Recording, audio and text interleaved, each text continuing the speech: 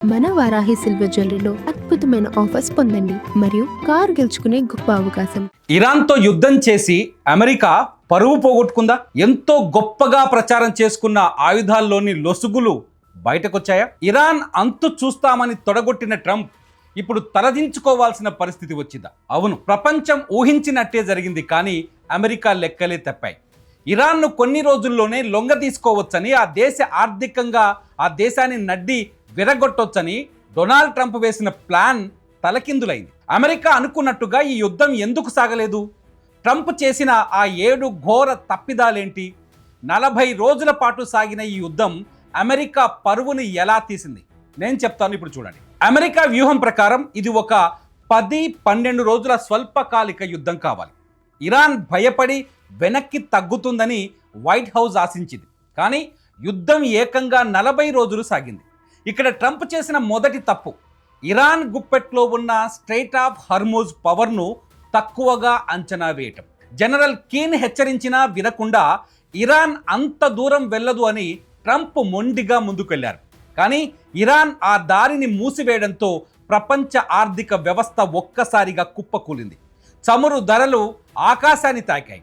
ఇది అమెరికా సైనిక అలాగే ఆర్థిక లెక్కలను పూర్తిగా దెబ్బతీసింది. రెండోది, ట్రంప్ ఏమనుకున్నారంటే ఇరాన్ కేవలం ఇజ్రాయెల్ను మాత్రమే టార్గెట్ చేస్తుందని. కానీ ఇరాన్ మాస్టర్ ప్లాన్ మార్చేసింది. గల్ఫ్ దేశాల్లో ఉన్న అమెరికా సైనిక స్థావరాలనే లక్ష్యంగా చేసుకుంది. యుఏఈ, ఖతార్, కువైట్, సౌదీ అరేబియాలో ఉన్న యుఎస్ బేస్లపై ఇరాన్ క్షిపణుల వర్షం కురిపించింది.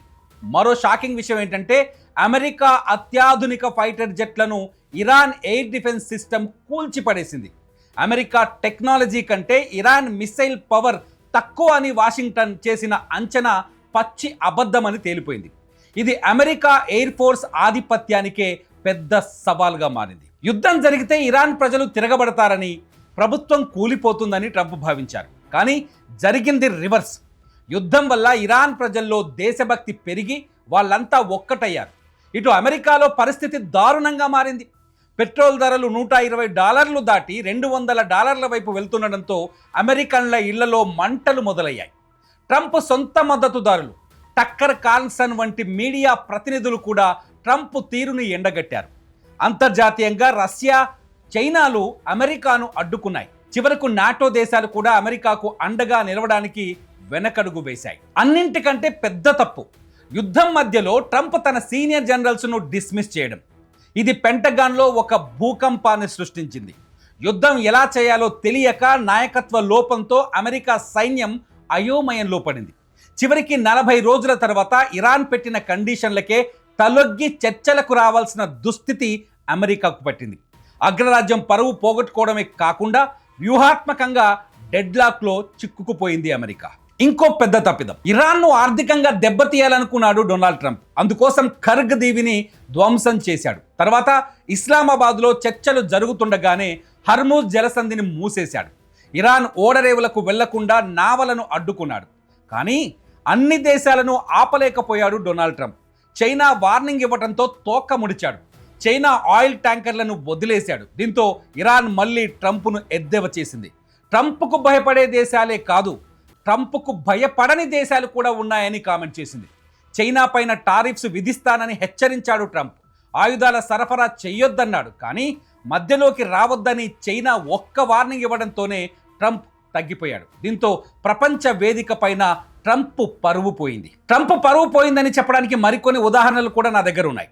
యుద్ధంలో మొత్తంగా 39 యుద్ధ విమానాలను, డ్రోన్లను కోల్పోయింది అమెరికా.